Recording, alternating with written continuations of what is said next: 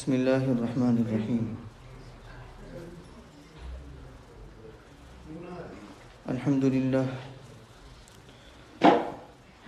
لله نحمده ونستعينه ونستغفره ونعوذ بالله من شرور أنفسنا ومن سيئات أعمالنا. من يهده الله فلا مضل له ومن يضلله فلا هادي له.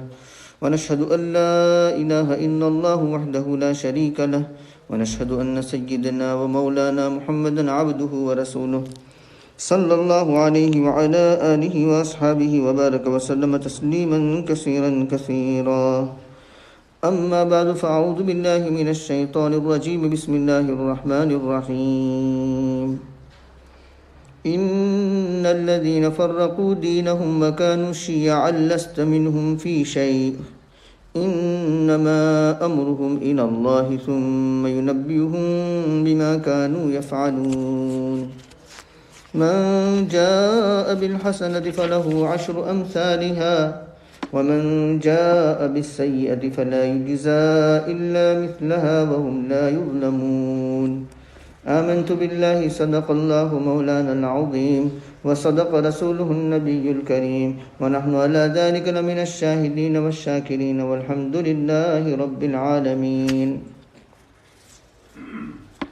قابل احترام بزرگ اور عزیز دوستوں اور ریسیور سے سننے والی میری معزز ماں بہنوں، سورہ انعام کی آیت نمبر 159 159 اور 160 160 پڑھی گئی ہے. پہلے آیت کا ترجمہ دیکھتے ہیں.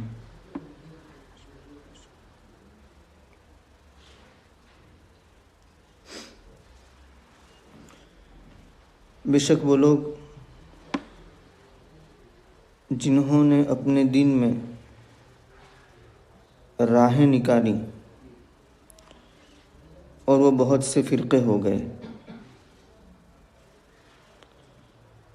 آپ کا ان سے کوئی سروکار نہیں.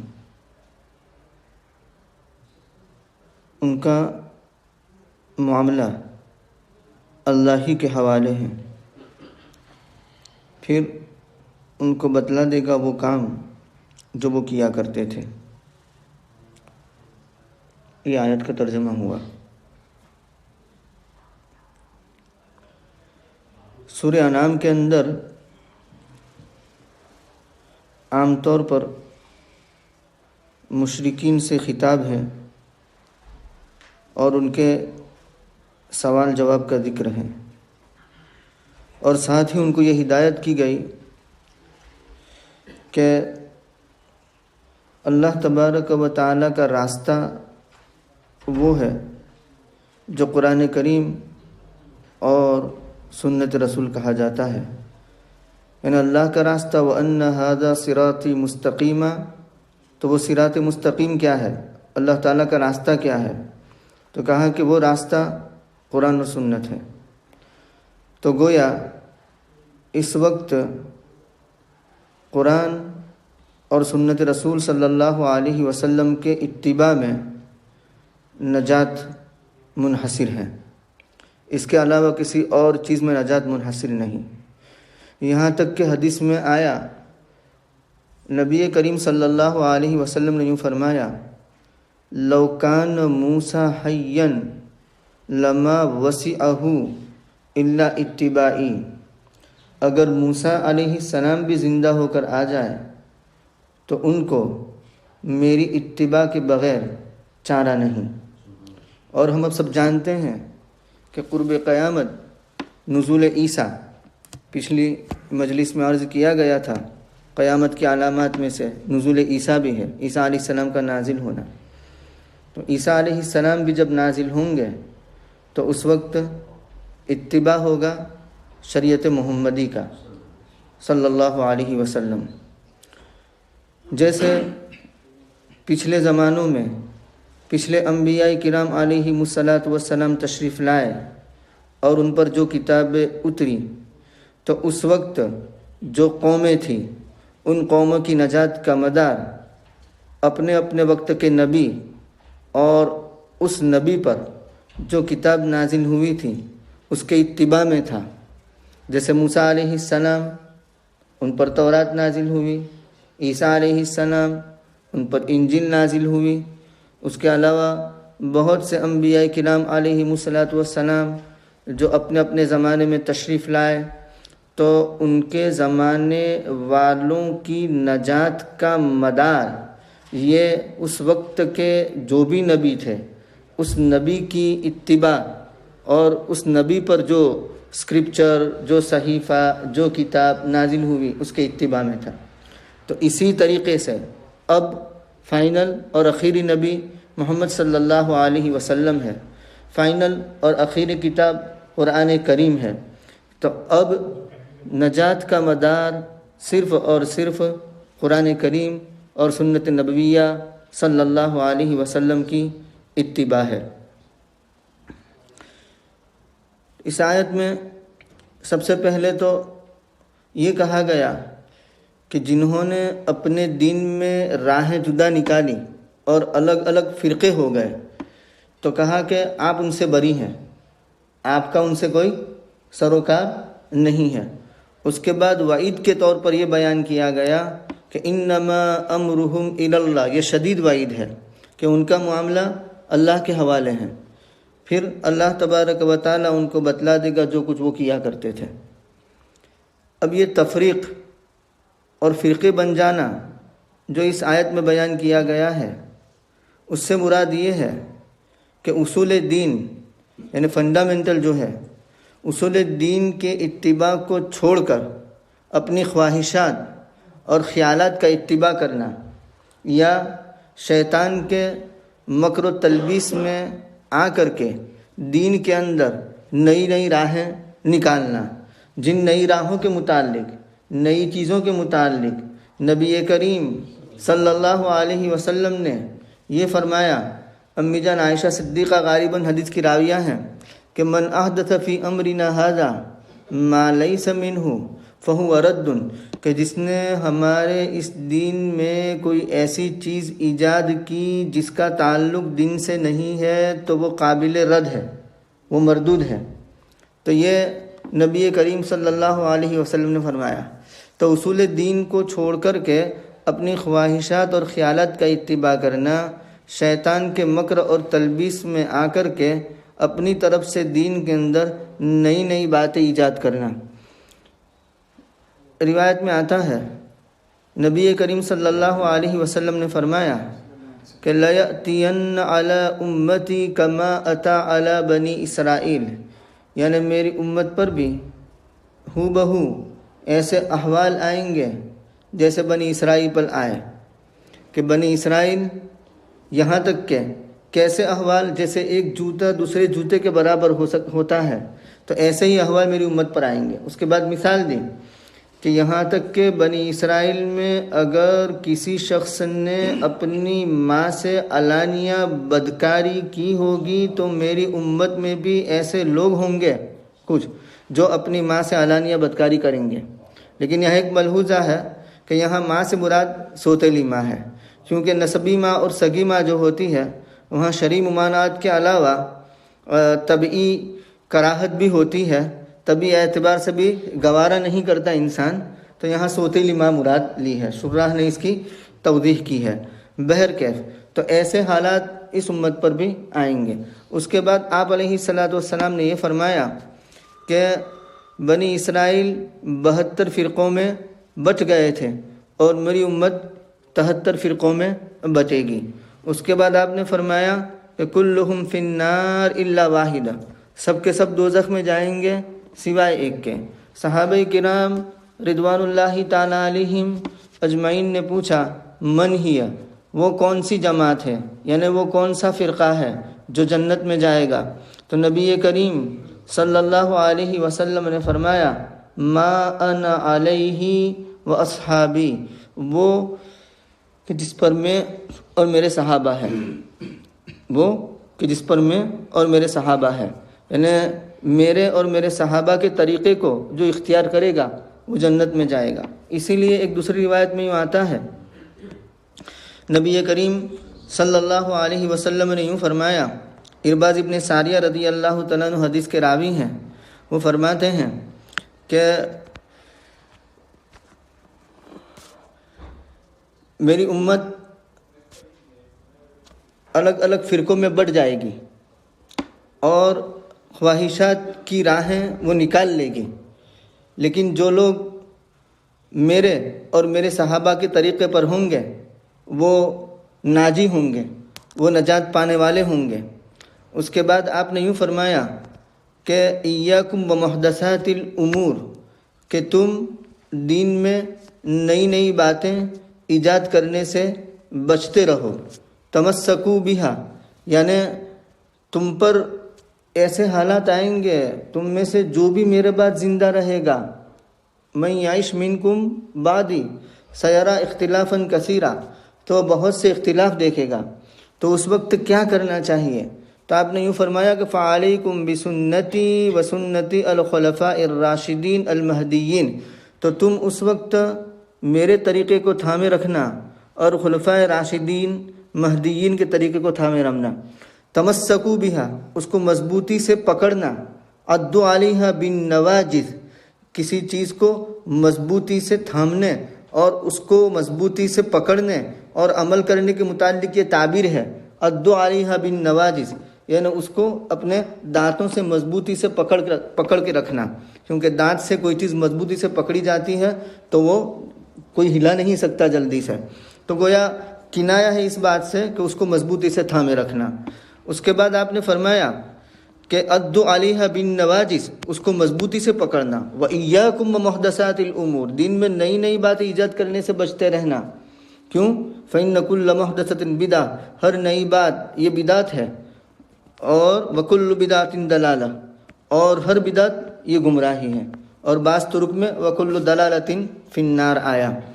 تو بہرکیف ایک مسلمان کے لیے سعادت مندی کی بات یہ ہے کہ وہ قرآن کریم اور سنت نبویہ کا اتباع کرے، اور جہاں کہیں قرآن کریم کے اندر یا سنت نبویہ کے اندر اس کو اشتباہ ہو جائے تو اس وقت وہ اس چیز کو اختیار کرے جس کو جمہور صحابہ نے اختیار کیا ہے، بڑی جماعت نے اختیار کیا ہے۔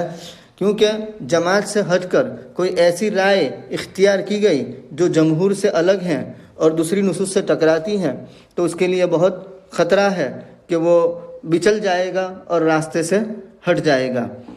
تو اس مقدس اصول کو ترک کرنے کی وجہ سے بہت سے گمراہ فرقے وجود میں آئے کہ انہوں نے اپنی جانب سے قرآن اور حدیث کے اندر صحابہ اور جمہور محققین سے ہٹ کر کے ایسی تفسیریں کی، تفسیرات صحابہ کو چھوڑ کر کہ جو جمہور کی تفسیر کے خلاف تھیں، اور مختلف فرقے وجود میں آئے، جس کی سخت تاکید نبی کریم صلی اللہ علیہ وسلم نے فرمائی۔ حدیث میں آتا ہے نبی کریم صلی اللہ علیہ وسلم نے فرمایا کہ میں 6 بندوں پر لعنت کرتا ہوں اور اللہ بھی ان پر لعنت فرمائے۔ ان 6 میں سے پہلا کون؟ تو کہا کہ جو کتاب اللہ کے اندر زیادتی کرے۔ کتاب اللہ کے اندر زیادتی 2 اعتبار سے ہو سکتی ہے، الفاظ کے اعتبار سے زیادتی کرے، الفاظ کا اضافہ کر دے، یا معنی کے اعتبار سے، یعنی معنی ایسے بیان کرے جو جمہور صحابہ سے ہٹ کر ہے، جمہور مفسرین سے ہٹ کر ہے اور دوسرے نصوص سے اس کا ٹکراؤ ہوتا ہے۔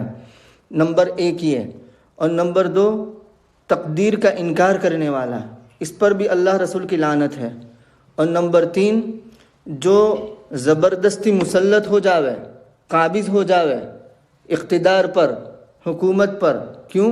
تاکہ جو ذلیل ہے اس کو رسوا کرے، یعنی جس کو اللہ نے ذلت دی ہے اس کو وہ باعزت بنا دے، اور جس کو اللہ نے جس کو اللہ نے ذلیل بنایا ہے اس کو باعزت بنا دے، اور جس کو اللہ نے عزیز بنایا اس کو ذلیل بنا دے۔ یہ نمبر 3۔ اور نمبر 4 کہ جو اللہ تبارک و تعالیٰ کی حرام کی ہوئی چیز ہے اس کو وہ حلال کر لے۔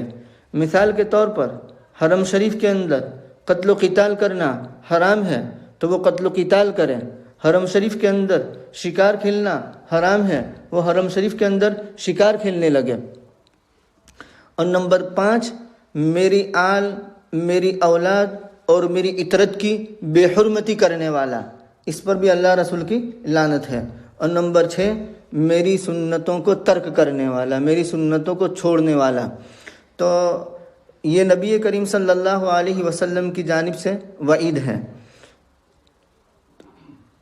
اس کے بعد کی آیت میں اللہ تبارک و تعالی فرماتے ہیں من جاء بالحسنتی، جو کوئی نیکی لے کر آئے تو اس کے لیے اس نیکی کا 10 گنا اجر ہوگا، اور جو کوئی برائی لے کر آئے تو نہیں دیا جائے گا مگر اسی کے مانند، اور ان پر ظلم نہ ہوگا، یعنی وہ ظلم نہ کیے جائیں گے۔ یہ تو آیت کا ترجمہ ہوا۔ اس آیت کے اندر اللہ تبارک و تعالی نے ایک کریمانہ ضابطہ بیان فرمایا، کیونکہ پیچھے ہمیں یہ بات معلوم ہو چکی کہ جو لوگ صراط مستقیم سے ہٹ کر کے غلط راستوں کو اختیار کریں گے ان کو اللہ تبارک و تعالی سزا دے گا۔ انما امرهم الی اللہ ثم ينبئهم بما كانوا يفعلون وان هذا صراطی مستقیما فاتبعوه ولا تتبعوا السبل فتفرق بكم عن سبیلہ۔ ان دونوں کے مجموعے سے یہ بات ثابت ہوئی کہ صراط مستقیم سے جو بھی منحرف ہوگا تو اللہ تبارک و تعالیٰ کے یہاں وہ سزا وار ہوگا، یعنی سزا کا مستحق ہوگا۔ اب اس آیت میں آخرت کے اندر جزا اور سزا کا ایک کریمانہ ضابطہ اللہ تبارک و تعالیٰ نے بیان فرمایا، اور وہ ضابطہ یہ ہے کہ اگر اس کو ہم بخاری شریف کی روایت سے لیتے ہیں، مسلم شریف میں بھی روایت آتی ہے، ابن عباس رضی اللہ تعالیٰ عنہما حدیث کے راوی ہیں، اور کتاب الرقاق میں اس روایت کو امام بخاری لائے ہیں۔ من ہم بسیئۃ، باب قائم کیا ہے، باب من ہم بسیئۃ من ہم بحسنۃ و سیئۃ، یعنی جو کوئی برائی کا ارادہ کرے، جو کوئی نیکی کا ارادہ کرے، اس کے ماتحت وہ روایت لائے ہیں۔ ابن عباس رضی اللہ تعالیٰ عنہ حدیث کے راوی ہیں، وہ فرماتے ہیں نبی کریم صلی اللہ علیہ وسلم فیما یرویہ عن اللہ تبارک و تعالی، یعنی وہ نقل کرتے ہیں اللہ تبارک و تعالی سے، گویا حدیث قدسی، کہ ان اللہ تبارک و تعالی کتب الحسنات والسیئات، کہ اللہ تبارک و تعالی نے حسنات بھی لکھ دی ہیں اور سیئات بھی لکھ دی ہیں۔ اس کے بعد 4 صورتیں بیان فرمائی۔ اللہ تبارک و تعالی فرماتے ہیں من ہم بحسنۃ، کہ جو کوئی نیکی کا ارادہ کرے اور اس نیکی کو کر نہ سکے تو اس کو ایک نیکی کا ثواب ملتا ہے، اور اگر نیکی کا ارادہ کیا اور نیکی کو عملی جامہ بھی پہنا دیا، وہ نیکی کر لی تو اس نیکی کا اجر 10 گنا ہوتا ہے، یہاں تک کہ 700 گنا ہوتا ہے، یہاں تک کہ 700 سے بھی زیادہ ہوتا ہے، یعنی الی 700 ضعف الی اضعاف کثیرہ، یہ الفاظ آتے ہیں۔ تو 10 گنا یہ تو کم سے کم اجر ہے، ادنا اجر کی مقدار ہے، اور زیادہ کی کوئی حد نہیں ہے۔ اور اس کو ہم لے سکتے ہیں سورہ بقرہ کی اس آیت سے، جس میں اللہ تبارک و تعالیٰ نے جہاں انفاق کا بیان آتا ہے، اللہ تعالیٰ فرماتے ہیں مثل الذین ينفقون اموالهم فی سبیل اللہ کمثل حبۃ انبتت 7 سنابل فی کل سنبلۃ 100 حبۃ واللہ یضاعف لمن یشاء، واللہ یضاعف لمن یشاء سے یہ لیا کہ اس سے بھی زیادہ اللہ دیتے ہیں، واللہ واسع علیم۔ یہ علت بیان کر دی، کیوں؟ اس لیے کہ اللہ بہت وسعت والے ہیں، اس کے خزانے میں کسی چیز کی کمی نہیں ہے، اور علم والے ہیں، کس کو کتنا دینا ہے وہ جانتے ہیں۔ تو اس سے ہم اس کو لے سکتے ہیں۔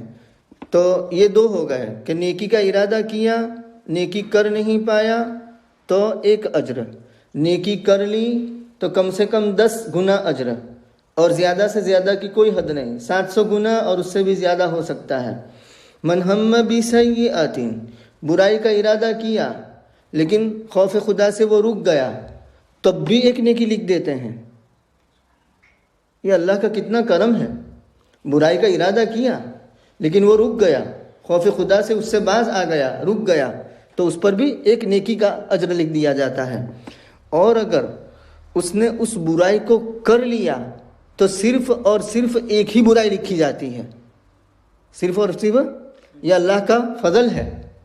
اور وہاں جو نیکی کا ارادہ کیا، اللہ رب العزت صرف جو وہ اس کا فضل ہے کہ نیکی کے ارادے پر نیکی لکھتے ہیں، لیکن نیکی کرنے پر 700 سے زائد گنا تک لکھتے ہیں۔ تو یہ اللہ کے عدل اور فضل کی بات ہے، اللہ رب العزت جسے چاہے نوازتے ہیں۔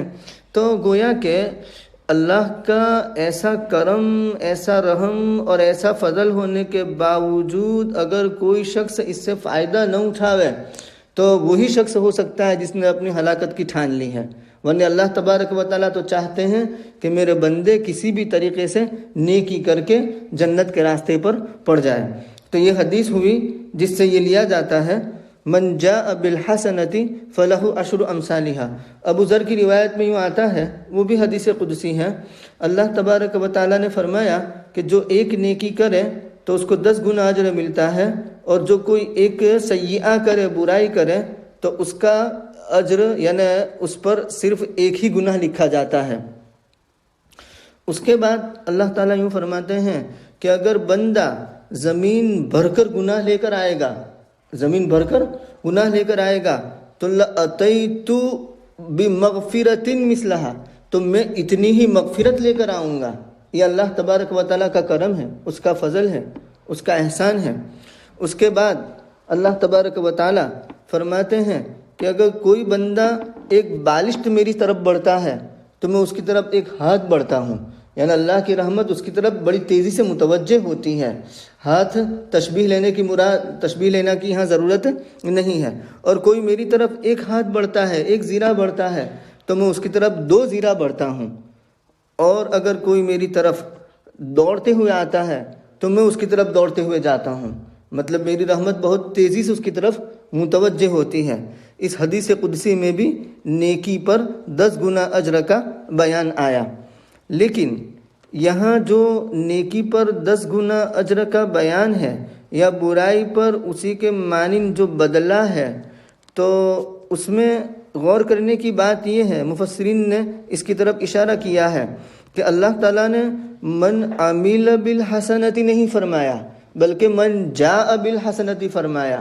جو نیکی لے کر آئے، نیکی کر لے، اس کے لیے یہ اجر نہیں ہے، نیکی کرنے کے بعد اس نیکی کی حفاظت کرے۔